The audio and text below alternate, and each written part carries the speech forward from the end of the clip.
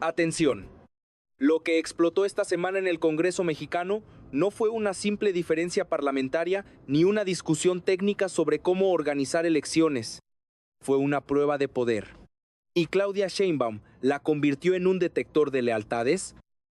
El 11 de marzo, su reforma electoral llegó a votación en la Cámara de Diputados.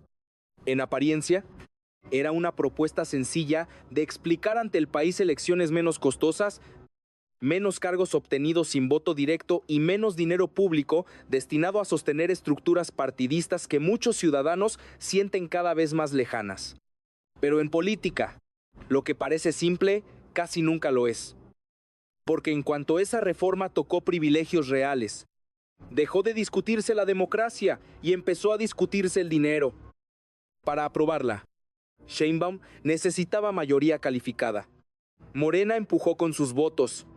Pero entonces ocurrió lo que cambió toda la escena: el PT y el Partido Verde. Dos fuerzas que habían llegado al poder montadas sobre la ola de la Cuarta Transformación, decidieron votar en contra. El resultado fue demoledor: 259 votos a favor, 234 en contra. La reforma cayó. Ahora bien, la pregunta no es solo por qué cayó.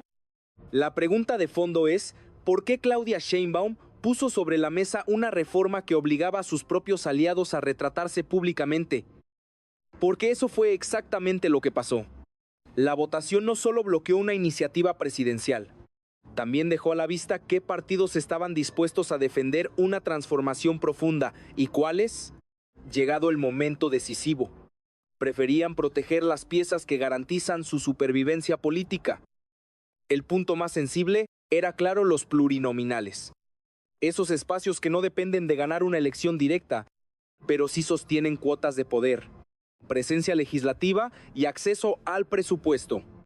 En otras palabras, la reforma no amenazaba solo una fórmula electoral, amenazaba un negocio político. Y Sheinbaum lo entendía perfectamente. Por eso, lo que para muchos parecía una derrota inmediata, para ella podía convertirse en algo más valioso: un mapa exacto de quién estaba con su proyecto y quién estaba con su presupuesto. Lo más interesante no fue la caída de la reforma. Lo más interesante fue lo que esa caída reveló. Y cuando una presidenta obtiene esa información en público, ante el Congreso y ante el país, la historia ya no termina en una derrota. Apenas empieza. Para entender por qué esta votación no fue un accidente, hay que mirar el tablero completo en el que Claudia Sheinbaum está jugando. Porque lo que ocurrió en el Congreso no nació ese día. Fue el resultado de una arquitectura política que llevaba años construyéndose y que ahora empieza a tensarse desde dentro. Desde su llegada al poder, Sheinbaum heredó algo más que una presidencia. Heredó una coalición amplia, diversa y, sobre todo, dependiente de equilibrios delicados. Morena es el núcleo, pero alrededor orbitan partidos como el PT y el Partido Verde, que no solo aportan votos legislativos, sino también estructura territorial, candidaturas Y, en muchos casos, márgenes clave para ganar elecciones. Sin esos aliados, muchas mayorías simplemente no existirían. Pero ahí está el problema. Porque una coalición construida sobre la suma de intereses no siempre resiste cuando esos intereses se ven amenazados. Durante años, el PT y el Verde crecieron al amparo de Morena. Obtuvieron curules, financiamiento y visibilidad gracias a una base electoral que, en gran medida, no era propia. Era prestada, era transferida. Era resultado del arrastre de la Cuarta Transformación. Y eso crea una dependencia, pero también una tensión. Porque mientras Morena impulsa una narrativa de austeridad, reducción de privilegios y transformación institucional, sus aliados operan bajo una lógica distinta: supervivencia estructural, mantener posiciones, asegurar recursos, preservar mecanismos que les garantizan existencia política incluso sin una base electoral sólida. Ahí es donde los plurinominales entran en escena como pieza clave. No son solo asientos legislativos, son seguros políticos. Permiten a los partidos colocar perfiles estratégicos sin pasar por el filtro del voto directo. Intercomparicien, más importante aún, garantizan acceso continuo al financiamiento público. En un sistema donde el dinero estatal define la capacidad operativa de los partidos, perder esos espacios no es una simple reforma, es una amenaza existencial. Claudia Sheinbaum lo sabía cuando envió la reforma. Sabía que estaba tocando el corazón del modelo de supervivencia de sus propios aliados. Sabía que los obligaría a tomar una decisión incómoda, alinearse con el discurso de transformación o proteger su estructura interna. Y en política, cuando obligas a alguien a elegir entre narrativa y supervivencia, casi siempre gana la supervivencia. Eso explica por qué el PT y el Verde no dudaron en romper la disciplina de coalición en el momento clave.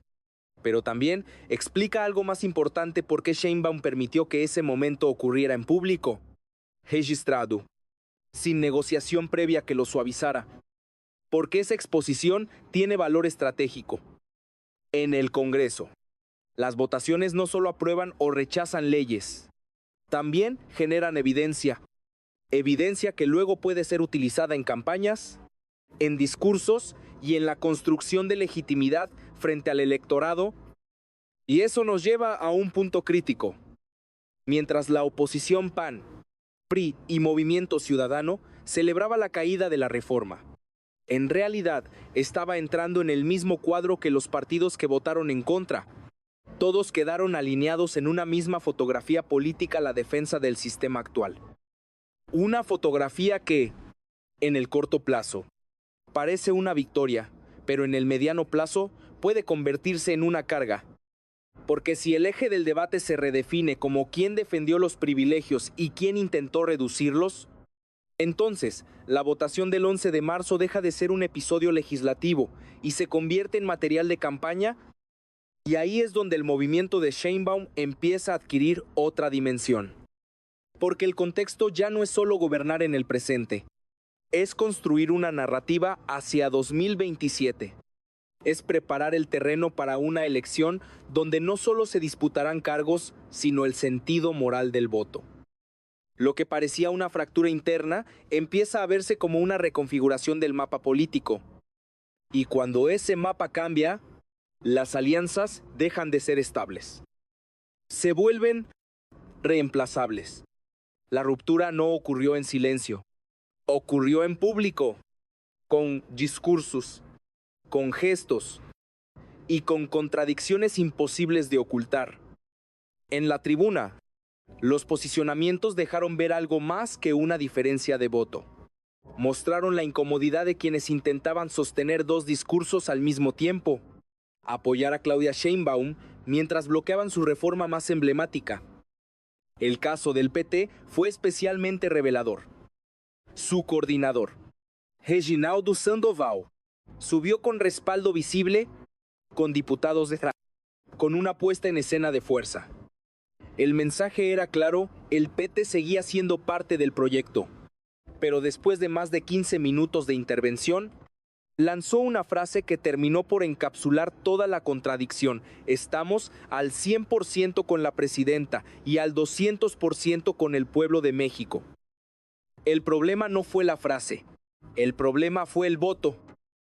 Porque segundos después, ese mismo bloque votó en contra de la reforma que, en teoría, buscaba beneficiar directamente a ese pueblo que decían defender. Esa disonancia no pasó desapercibida, no dentro del Congreso, no fuera de él. Y en política, cuando el discurso y la acción se separan, alguien paga el costo. Aquí es donde el conflicto deja de ser legislativo y se convierte en reputacional. El PT y el Verde quedaron atrapados en una doble exposición. Si defendían su decisión, admitían que habían protegido un sistema que les garantiza recursos y posiciones sin depender completamente del voto ciudadano. Si intentaban matizarla, quedaban como actores sin coherencia, incapaces de sostener una línea política clara. No había salida limpia. Y Claudia Sheinbaum lo sabía desde el inicio, porque al forzar esa votación, no solo puso a prueba la lealtad de sus aliados, También los obligó a definirse frente al electorado, a dejar registro, a fijar postura en un tema que es fácil de entender para cualquier ciudadano: el uso del dinero público. ¿Cuánto cuesta realmente mantener este sistema, Piento? Los números ayudan a entender la dimensión del conflicto. El Partido del Trabajo, con menos del 5% del electorado, recibe cientos de millones de pesos al año en financiamiento público. El Partido Verde, con una base ligeramente mayor, recibe aún más. Juntos, superan fácilmente los 1.000 millones de pesos anuales provenientes del presupuesto nacional. No es una cifra abstracta. Es dinero que sale de impuestos. Es dinero que podría destinarse a otros rubros. Y es dinero que la reforma de Sheinbaum, directa o indirectamente, amenazaba reducir. Por eso votaron como votaron. No fue ideología, no fue técnica, fue preservación, y ese es el núcleo del conflicto. Porque mientras Sheinbaum empuja una narrativa de reducción de privilegios, sus aliados demostraron que hay un límite claro cuando la reforma toca el flujo de recursos. La coalición se fractura. Pero aquí viene el giro.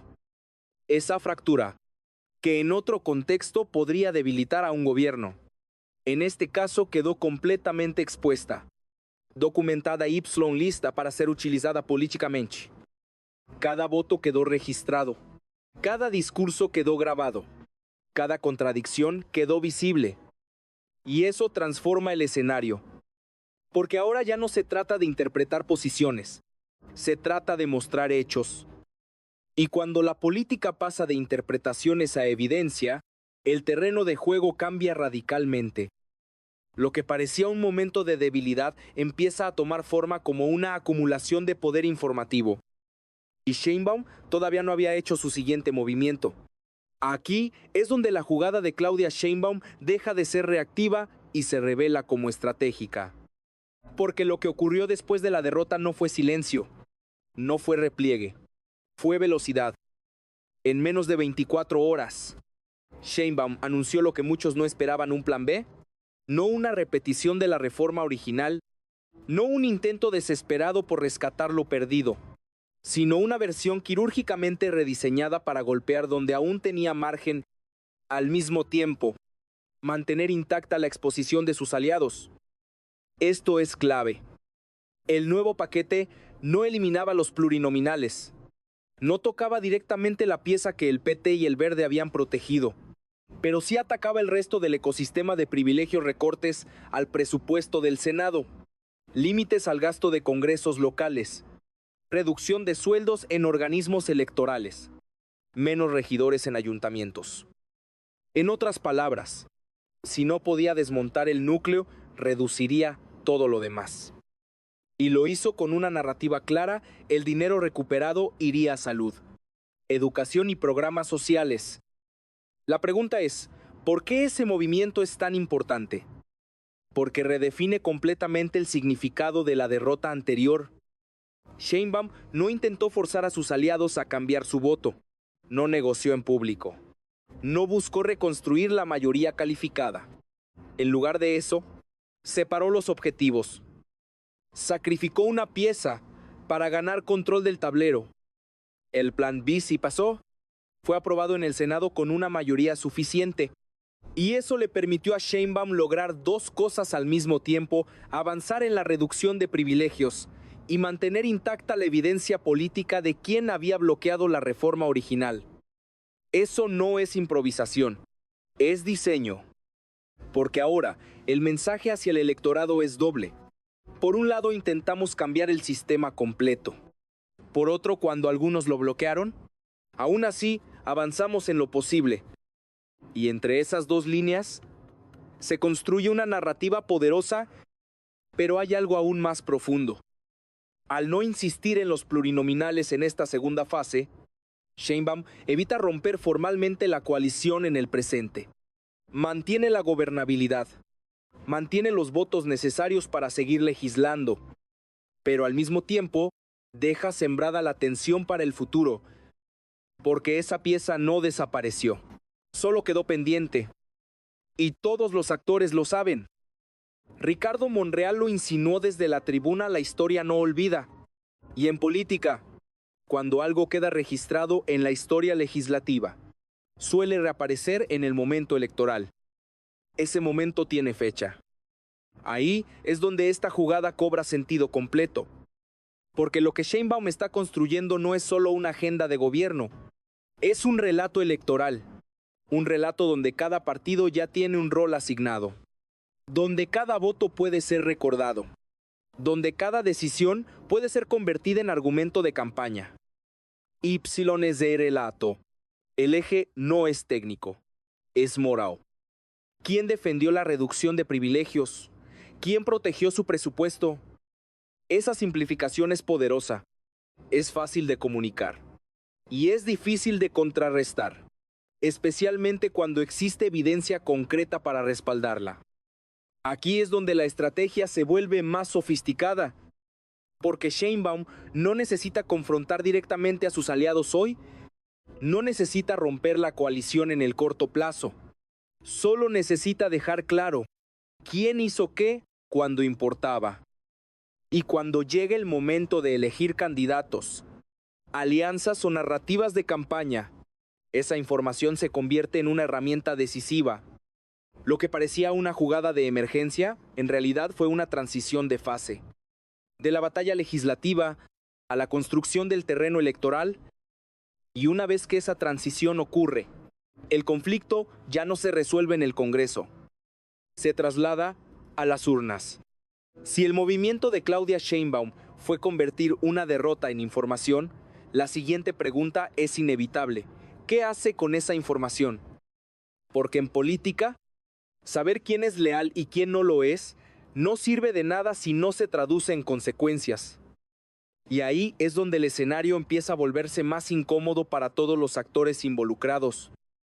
Para el PT y el Partido Verde, el margen de maniobra se reduce drásticamente. Tienen dos caminos, y ambos son cuesta abajo. El primero, mantenerse dentro de la coalición con Morena rumbo a 2027. Pero ese camino tiene un costo evidente. Cada campaña, cada discurso, cada spot puede ser atravesado por un recordatorio incómodo cuando se votó una reforma para reducir privilegios. Ellos eligieron otra cosa. No es una acusación abstracta, es un voto registrado. Y eso pesa, porque en un contexto donde el electorado está cada vez más sensible al uso del dinero público, defender estructuras que reciben cientos de millones de pesos sin una base electoral proporcional se vuelve políticamente tóxico. Ahora, el segundo camino, romper con Morena. Pero esa opción tampoco es sencilla. Si el PT o el Verde deciden ir solos, se enfrentan a un riesgo inmediato: perder el flujo de votos que en gran medida proviene del arrastre de Morena. Sin ese respaldo, su capacidad de mantener registro nacional se vuelve incierta. Y sin registro, desaparece el financiamiento. Es decir, el mismo dinero que defendieron al votar en contra de la reforma podría evaporarse. Esa es la encerrona perfecta. No hay salida limpia. No hay escenario donde salgan fortalecidos. Y eso no es casualidad.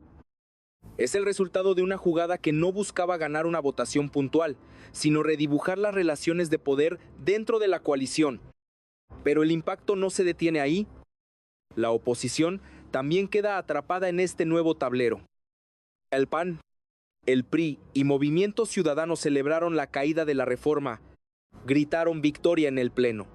Pero esa celebración tiene un costo estratégico que apenas empieza a hacerse visible. ¿Por qué? En los hechos, votaron del mismo lado que el PT y el Verde. Defendieron el mismo sistema, protegieron el mismo modelo de financiamiento y representación. Y eso crea una imagen difícil de manejar. Cuando llegue el momento electoral, Morena no necesitará construir una narrativa compleja. Bastará con mostrar la votación.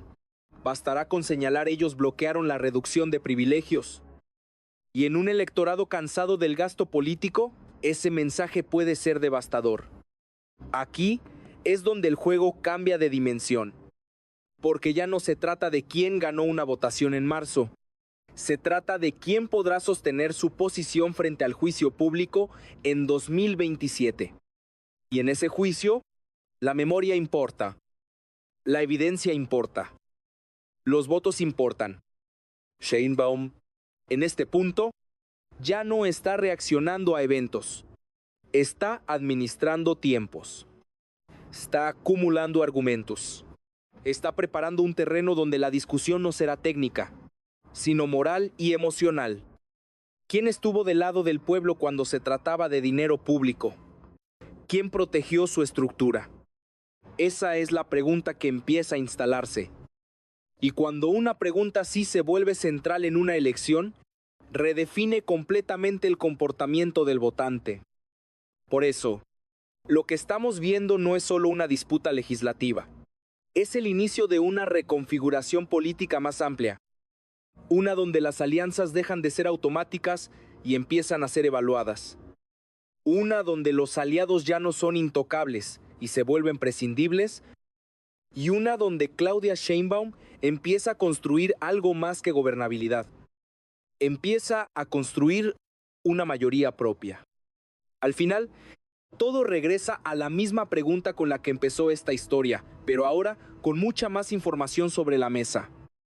¿Claudia Sheinbaum perdió o ganó?